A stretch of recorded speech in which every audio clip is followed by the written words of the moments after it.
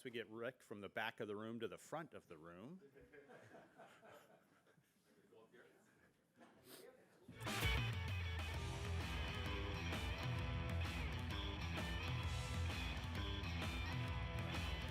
Introducing our chairman and managing partner, John Stanton. John?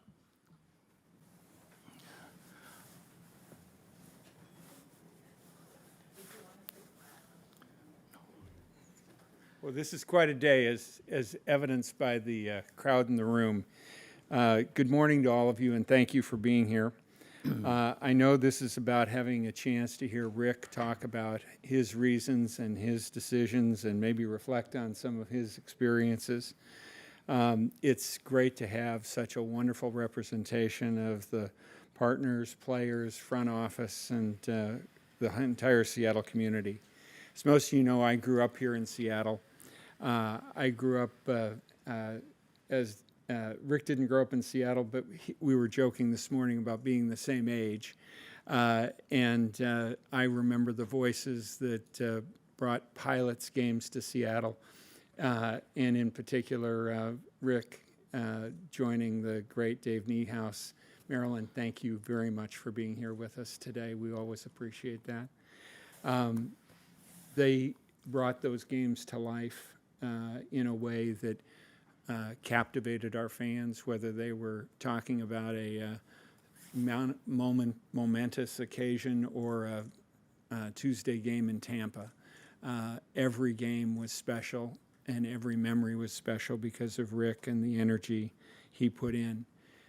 He brought passion in everything he did, and he managed to make the Mariners last 40 years incredibly special. I think I'm right, Rick, that it's not just your 40th season with the Mariners, but it's your 51st season of broadcasting baseball. Major and professional baseball, yeah. Professional baseball, thank you. And as much as a great broadcaster as Rick is, he's even a better human being. It's wonderful to hear from him about his Toys for Tots charity every year, the foundation that he helped start, and the important causes, big and small. He's been the voice of the Mariners for hundreds, probably thousands of events, and he's not leaving, but he will be missed in his everyday role. His legacy is much more than being the voice of the team. His legacy is the relationships he's formed with the fans, with the players. Cal, thank you for being here today. Dan, and with the coaches. And he's a part of our front office. And we deeply, deeply appreciate everything he's done, and we'll be celebrating him during the year. Thank you, Rick. Thank you, John. Well, I'm not used to this. Usually I'm out there, so this is very different. But I just wanted to thank you, number one, for being here. And that, we officially announced yesterday that, the 2026 season is going to be my final year as the voice of the Mariners. I've had an incredible ride, and now it's time for the young guys to take over. Aaron has done an amazing job, and Gary Hill Jr., Shannon Dreyer, and everybody we've had, and Ryan, and everybody on the broadcast, Angie Mentink. So, you get to a certain point where you're not that little kid, watching the games on TV, wishing you were Jack Brickhouse, and 12 years old. And I didn't think I was going to, I'm just going to try not to use this, okay? And so the last 51 years, 8 years in the minor leagues, riding those buses in Alexandria, Louisiana, Amarillo, Texas, Memphis, Tennessee, Columbus, Ohio, they pay off. And to get here, I wouldn't be here without the great Dave Niehaus. Not only did he get me here, but he got me here twice, and that's unheard of. I got here as a young broadcaster in 1983. Marilyn Niehaus is here, who I love dearly. And I missed my meeting with George Arduous in 1983 because of the Girl Scouts. I don't know if you heard the cookie eating contest I went to in Columbus, Ohio. But the day before I was to fly out from Columbus to go meet with George Arduous in Southern California, the Girl Scouts had kicked off their cookie campaign, and I went to a local mall in Columbus, Ohio. I was the announcer for the Yankees AAA team, and I ate 33 cookies in 3 minutes. Dumbest thing I've ever did besides trying to follow a legend in Detroit. That's another story. But the next morning, I was to fly out to Southern California, and I thought I was having a heart attack. And I called the team doctor, Doc Stevens, and he said, Rick, you got to go to the hospital. So I had to take these blood tests a number of hours apart, so I was going to miss my flight to Southern California. I had to call Melody Tucker, who was our director of broadcasting. Randy, you remember Melody? And had to explain to her why I was going to miss my meeting with George Arduous. There was one of two guys that finally I thought my big league dream was going to be shattered. So I explained to her what happened. I ate 33 cookies in 3 minutes for the Girl Scouts and everything. She explained to Mr. Arduous, and she said, this is long before cell phones, can you be here tomorrow? Because he was leaving for a 3-week cruise in Greece. And I said, I'll rip these wires off me. I was hooked up to an EKG machine. I said, I'll be there. So I went, and we had a long conversation with Mr. Arduous. And then he looked at me, and he pointed his finger at me and said, now, why did you miss your meeting yesterday? And I said, well, the Girl Scouts kicked off the cookie campaign, ate 33 cookies in 3 minutes, and stressed my sternum. I didn't have a heart attack. And then we talked for another 5 minutes. Then he reached across his desk, and he said, welcome aboard. He said, anybody willing to sacrifice his life for the Girl Scouts is my kind of guy. So I became a big league broadcaster, and then it was up to me, and I worked with the greatest announcer in the history of the game of baseball, Dave Niehaus. He taught me so much, about broadcasting, and we had some lean years here, as you know, until the boys in 1995 got together and saved baseball here. Dan Wilson, Danny, great to see you. And Edgar called me this morning, and he taught me that it may be a bad game, but it doesn't have to be a bad broadcast. He taught me so much. He also told me I was talking too much on opening day, when the Yankees were playing the Mariners in the Kingdom before 35,000 fans. He says, you don't have to talk after every pitch. And I was so, okay, Dave, okay. I was so excited. But he taught me so much, about life. We became great friends. Kevin Kremen is here, my brother from another mother, and Colleen, my goddaughter, and Margaret, and everybody, and my best friends here, George and Mary Jones and Heather. And he taught me so much about life. We blended our families together, and that was the greatest thing in the world. So I'm going to stop talking here in a second if you guys have any questions. But I just want to let you know, I've had the most marvelous journey one human being can ever ask for. 51 years of living my dream. You ever see the movie Sandlot? That was me when I was a 6-year-old kid, you probably saw my glove, my first glove that I had, and, playing baseball in the Sandlot, loving the game of baseball, and fall in love with Jack Brickhouse and Bob Elson, announcers for the White Sox and the Cubs. But it's the people that you meet along the way, and yeah, this is going to be my last year, but I'm not going anywhere. I still want to hang out with the ball club, and let these guys take over because they're so talented, Aaron and Gary and Shannon and all the people that I've worked with down through the years, from Wes Stock to Nellie Bryles to Ken Brett to Joe Simpson and Chip Carey and Dave Henderson and Mike Blowers and Jay Buhner and Dan Wilson and Dave Valley. And I've had the greatest life in the world, This has been truly a joy. Lou Gehrig said it best, I'm the luckiest man on the face of the earth. Well, you're looking at a guy who's now 72 years old that has been fortunate enough to live his dream. And I hope everybody in this room is living their dream. I know Cal Raleigh's living his dream, I don't know how you didn't win the MVP award, buddy. I got to talk to a few writers, man, but that man deserved to be the American League most valuable player, 60 home runs, more than any catcher, more than any switch hitter, more than any Mariner. No pass balls during the course of the whole year, I love you, kid, and we're going to get to the World Series this year, and we're going to win it this year. And I'm not putting any pressure on you, Dan, because everybody in that clubhouse believes it. Because we were so close last year, we're going to get there, and we're going to win the World Series. So I can't thank Maryland enough.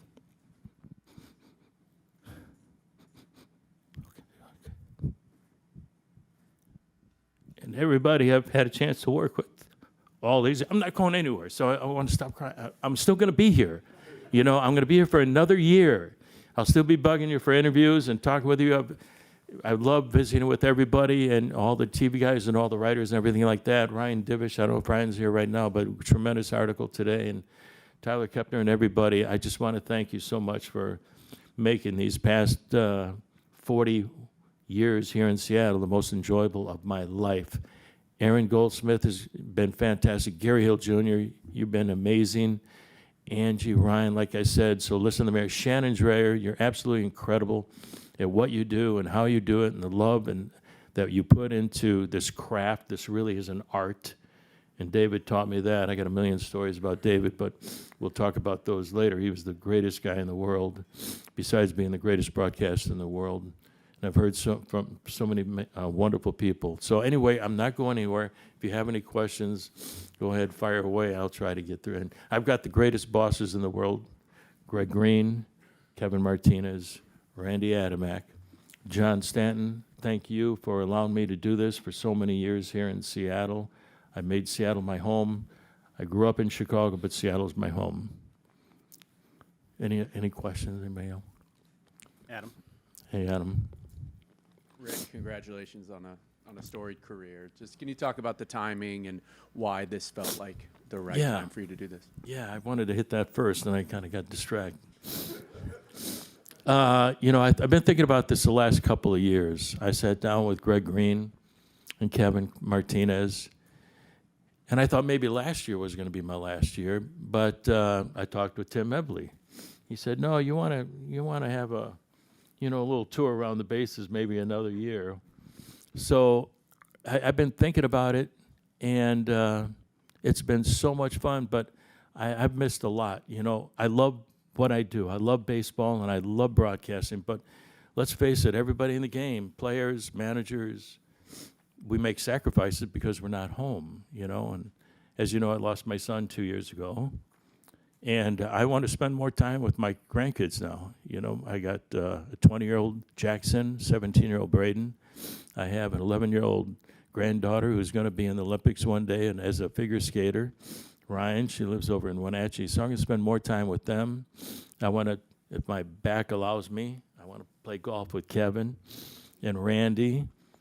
And, I lost a lot of friends over the last 15, 20 years. Dave passed away. Dave Henderson passed away. Joe Wingen, my best friend, who owned the Joker Pub, and Julio Cruz. And, at 72, you start to think, okay, what do I want to do with the rest of my life? What is the next chapter going to look like?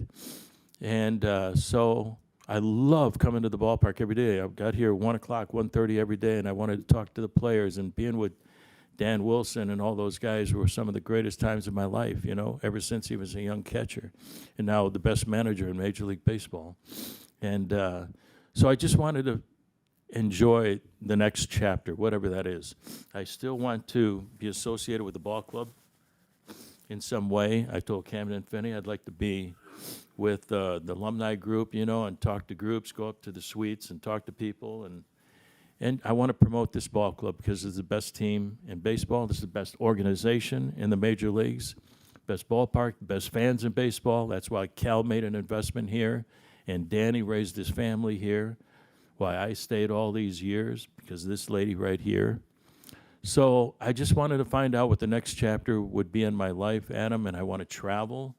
I want to get on a plane that I want to get on, and go to a place where I want to go. I want to go to Italy and eat my brains out, and have ate all the pasta that's made in Italy and drink wine and just, I want to see the world. I've seen enough of, not that I dislike Toronto. I love Toronto, but wherever we go, I'm not saying that, I love all the places we go, but I want to see the world, I want to do that. And I still want to be with the ball club in some way, shape, or form. So, like I said, I'm not going away. I'm going to go to spring training every year. So if you guys ever need any help, you guys let me know. I love these guys, from Richie Zisk and Pat Putnam to Cal Raleigh and Julio Rodriguez. I love these guys. And they kept me young all these years, I don't look too bad on the outside, but on the inside is I'm a wreck.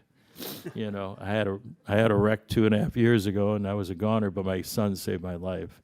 So that kind of is a wake-up call, and I thought, I'm going to enjoy the rest of my life. I love what I have done for the last 51 years, but I want to see what the next chapter is going to be, and the Mariners are affording me that opportunity. Nico? How's it going, Rick? Hi, Nico. It's one of those things that we're all treated to some of the iconic calls, and as we get yesterday's announcement, we start going through, everybody scores, or more recently, Cal's home run to end the drought. Yeah. Those moments I'm sure are always still just so special for you. Just take me through, the kid in Chicago, you ever thought he'd have that opportunity, and how even after 50 plus years, how much you really enjoyed having those moments. Oh, man, it was the greatest thrill of my life, When I was 12 years old, I wrote Mr. Brickhouse a letter. Jack Brickhouse was the longtime Hall of Fame broadcaster for the Chicago Cubs, and it was 1965. And I'm 12 years old, said, Mr. Brickhouse, I want to be a Major League broadcaster just like you. How do I do it? And he wrote me back a letter. So that was like my holy grail, And I used to come home. My mother was a big Cub fan, as I'm sure Danny was. And I'd come home, she'd be watching the game, a little black and white TV set in the kitchen, cooking some pasta, some spaghetti, But then I'd go downstairs, turn on the TV, turn down the sound, and do Cub games. I did hundreds of Cub games when I was 12 years old, 13 years old, 14 years old. And I said, I'd like to be that voice coming on the radio. My goal was to be in the big leagues for 1 year. After 8 years in the minor leagues, my goal was to get there for 1 season. So finally, after ripping it around on the JV team at Southern Illinois University, for 3 years, and then getting the job in the minor leagues thanks to John Dietrich, my good friend in college, who gave me my first job in the minors in Alexandria, Louisiana in 1975. I was the clubhouse guy. I washed the uniforms, shined the shoes, jock straps, underwear for Bruce Suter and Jack Clark and Mitchell Page and Mike Krukow. We still kid about it, and he's now the announcer for the San Francisco Giants. So I finally get to the big leagues, and we go to spring training, Dave and I and Kevin, and Mr. Brickhouse, who happened to be, wasn't in Mesa or Scottsdale, and he was there, and Dave goes, go talk to your hero. And I said, oh, he's signing autographs, but he came up to the booth, and And I went up to him and said, Mr. Burkhouse, you don't remember this, but when I was 12 years old, I wrote you a letter. He says, really, what are you doing? I said, because of you. I'm the new announcer for the Seattle Mariners. I'm going to do today's game. He said, really? I wrote you a letter? I go, yeah, you did. And I said, thank you very much. So that year, finally, instead of doing games in Toledo or Savannah or Midland, Texas, or wherever, 8 years in the minor leagues, pick a city in the Texas League or the International League, I got here, and I went into Pioneer Square, and I found an old transistor radio. How many in here knows what a transistor radio is? You do? You're too young. And I bought a transistor radio, and I found a 9-volt battery, put it in. I brought it up to the booth, and David goes, what are you doing? I said, David, I said, all my life I wanted to be the voice coming out of an old transistor radio. So I put the little transistor radio there. You know, we had headphones. We were on KVI, 570 KVI, so I tuned it in to 570, said, hi, everybody, welcome to the Kingdom. It's the Mariners against the Boston Red Sox. Rick Rizzs, along with Dave Niehaus, producer-engineer Kevin Kremen. Kevin's his middle name. Producer-engineer was his first name.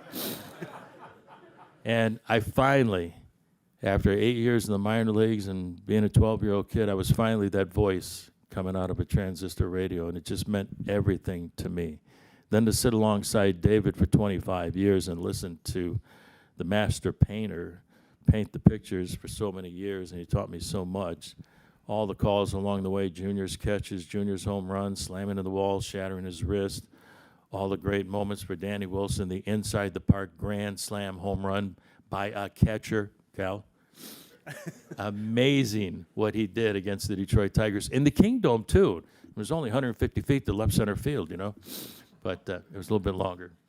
But so all the great calls, and Junior, thank God Junior was signed here, is drafted as a 17-year-old kid, and then, you know, the Luis Sojo swinging a ground ball, 6 on by Snow down the right field line to the bullpen. Here comes Blowers, here comes Tino, here comes Joey, throw home, cut off by Langston. Langston's relay home, gets by Allison, Cora scores, here comes Sojo, Sojo scores. Everybody scores, you know. That happened in the 7th inning, so I had a chance to do it. David had all the great calls, you know, in the 9th inning. And every time I saw Luis when he was the coach for the Yankees, I gave him a hug. I said, I love you, Luis. And JT Snow for not getting to that damn ground ball. He was a good first baseman, man. And everybody's going crazy. I looked at Kevin and I go, Kevin, what did I say? So you got it. Yeah. And it was such a joy being with that guy right there for 35 years, you know, Kevin Kremen. So did I answer? I don't even know what the question was. Okay. And then Cal Raleigh, what he did, and Polanco's base hit, the walk-off base hit. And we're going to have more this year. Aaron's going to capture it. Gary's going to capture it. We're going to capture it. Shannon, Angie, Ryan. And I can't wait to see this season unfold. I really can't wait. I'm going to enjoy every drop of this season. Shannon? Hi, Rick. Hi, Shannon. I love you. I love you too, Rizzy. Your love of baseball and of the Mariners, you know, it's hard to even imagine that eclipse, but there's also a love of the radio. Your baseball, I think your first baseball was heard through the radio. What has it meant to you to be a voice, and one of the very few voices, and what makes that so special? Yeah, Shannon, it's a great question. What makes it so special? Because that's the way I grew up loving the game of baseball. You know, playing out there in the sandlot, but listening to the game on the radio. You know, listening to the game on the radio, fortunately, we had WGN. We could see a lot of games with the Cubs, not so much as many with the White Sox or the game of the week. That was it for the national game of the week. And but listening on the radio was just magical to me. I could picture Wrigley Field. You know, I could see the green ivy. I could picture Comiskey Park. You know, and David always said, you know, paint the pictures. You know, drop in the colors. You know, the light blue, powder blue, azure sky. You know, and the delicious 75 degrees, wind blowing from the left. You could see it on the radio. You could feel it. I mean, he could, then when it got going, he can make you, the little hairs on the back of your neck, you know, stand up. But that's what I remember about the game. It's just magical. Because baseball on the radio is theater. It's theater of the mind. You know, in theater, you have a stage. In baseball, you have a diamond. Theater, you've got actors. In baseball, you have players. In theater, you got a director. In baseball, you got a manager. You know, in theater, you have an audience. In baseball, you have fans. It's theater of the mind. The only difference between theater and baseball, There's a script in theater, and everybody's got to remember the lines. In baseball, there's no script, and that's what I love about it. You know, nothing happens until it happens, until Cal hits that home run or does something special on the field like he did this year, and all the other players, Griffey and everybody else that has put on the Mariners uniform. It's magical.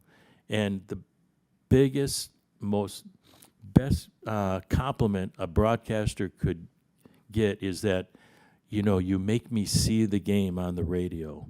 And I sat down with Vin Scully at spring training when the Dodgers moved from Vero Beach to Glendale, and asked him if I could sit with him for a while. We sat for like a half an hour talking about his career. And he said, it's like painting a picture, Rick. He said, you start off with broad strokes, and then as the game goes along, you put in this and a happy tree, and then at the end of the game, the details. He said, at the end of the game, you should have a beautiful picture. And that really resonated with me. And the things that David said, too, you know, you could see the game on the radio. So I fell in love with radio before TV. You know, I said, I wanted to be that guy to paint the pictures. And hopefully I've done that for the last 40 years here and 51 years, you know, doing this. But that's the magic of radio. You kind of touched on enjoying every drop of the season. Have you thought through your mind how you're going to go about things anyway, doing something different or taking something in a different way? I'm just going to do everything the same. You know, the preparation is going to be still the same. Get up at 7 o'clock, 6 o'clock in the morning, you know, do my prep before I come out to the ballpark, as long as Sparky, my cat, doesn't lie all over my scorebook, you know, so I can get my work done.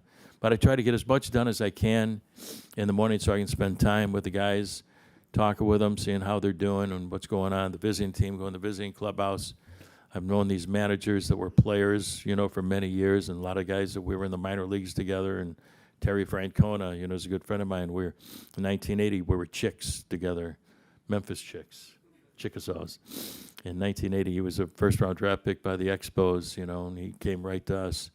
So I'm not going to do anything different, but everything's going to be more highlighted for me. I'm going to soak in everything a little bit more. Like Shannon and I were in Boston this year. And I said, Shannon, take a picture of me with the monster in the background because this is going to be the last time I'm here as a broadcaster. Because I knew that I was going to have a limited, you know, road trips. And I didn't want to go to Boston. And I love Boston. I've been going there for 43 years. I love Boston.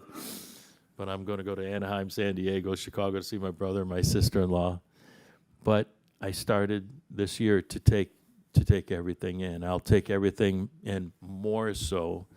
The interviews with the manager, Danny Wilson, will be even more enjoyable, and Cal and the players and everything. Everything is going to just be, I think, heightened.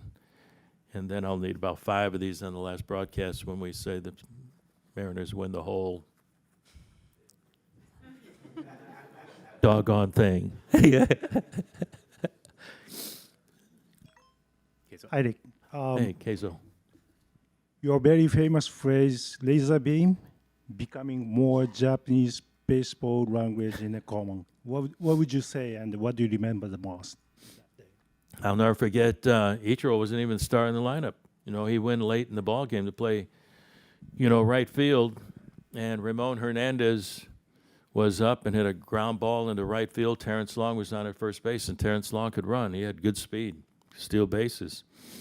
And, man, Ichiro charged that ball in right field, and Long made the turnaround second thinking he was going to get the third, but he was wrong. Long was wrong because Ichiro got to that ball and threw what appeared to be, to me, a laser beam. That's why I said a laser beam throw. David Bell was sitting at home plate just right here like a catcher, like Cal would squat, and he never moved his glove. He caught the ball and just dropped his glove. And it had to be perfect.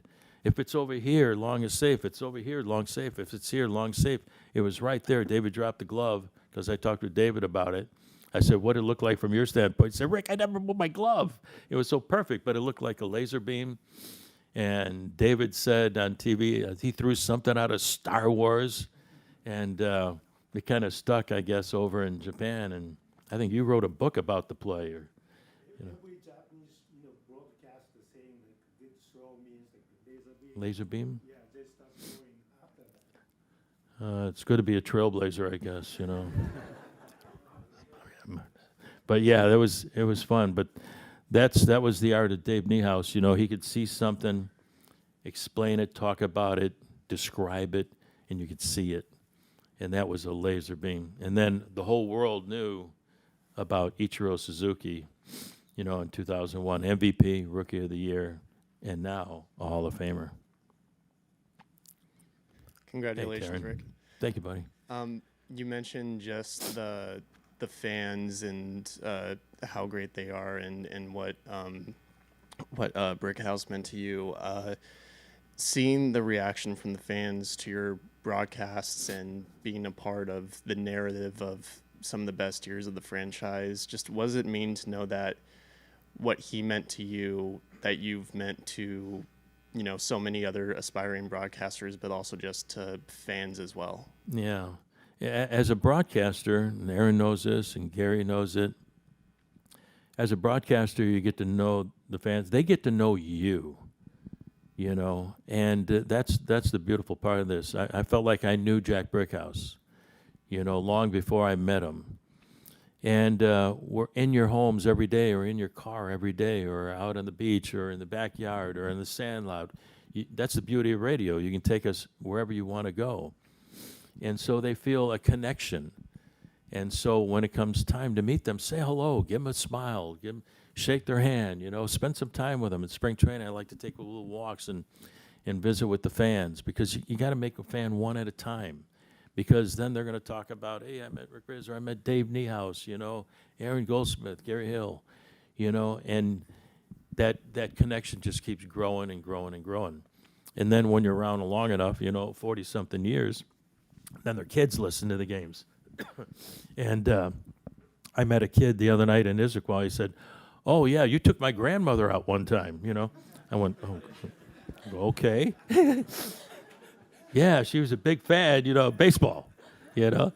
And so that's a broadcaster has a connection, you know, to them, to the fans, to the players. And we can humanize these guys. Danny's laughing.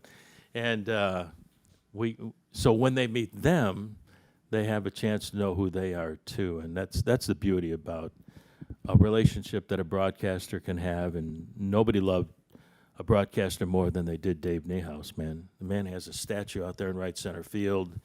The street out here is named after him. I got a talking bottle opener. So I love this. You can have it, Scal, if you want it. But he deserves it. He deserves the statue, the name of the street out there, being in the Hall of Fame. So that's what I love about being a broadcaster, connecting the players and the organization, you know, to the fans. They get to know you. One lady came up to me one time years ago, and I went to a charity thing, and he had a little sticker, hello, my name is, and she goes, oh, you're Rick Rizzs. I said, yes, it's nice to meet you. And she looked me up and down like this. She goes, you're Rick Rizzs. And I said, yes, and she looked me up and down to my toes. I said, ma'am, is there something wrong? She goes, you sound so much taller on the radio. So they have this impression of, you know, they know what you sound like, what you look like, and I just grown to really love the fans here in the Northwest. These are the best fans in all of baseball! Exclamation point. All right. Anything else for Rick? Thank you, Rick.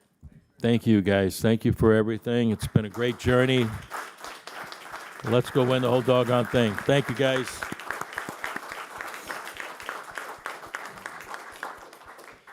Thank you all for being here, and I am fairly confident if you have any follow-ups for Rick, that Rick would be happy to chat with you. So, Yeah. thank you, Rick.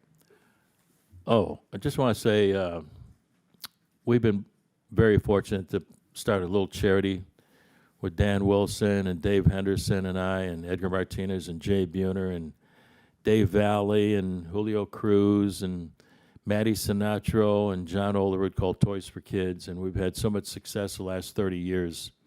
So, Danny, thank you. And it's really grown over the last 30 years. My executive director is here, Heather Jones, who's amazing. She puts on her gala. We raised over $1 million last year. We bought toys for over 20,000 kids. Rick's Locker was a tremendous success.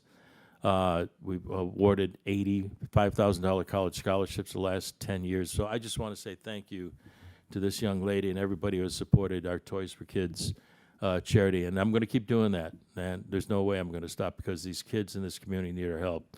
And I would thank this lady right here, Marilyn Niehaus. Thank you. Thank you for everything. I love you. All right. Thank you, everybody.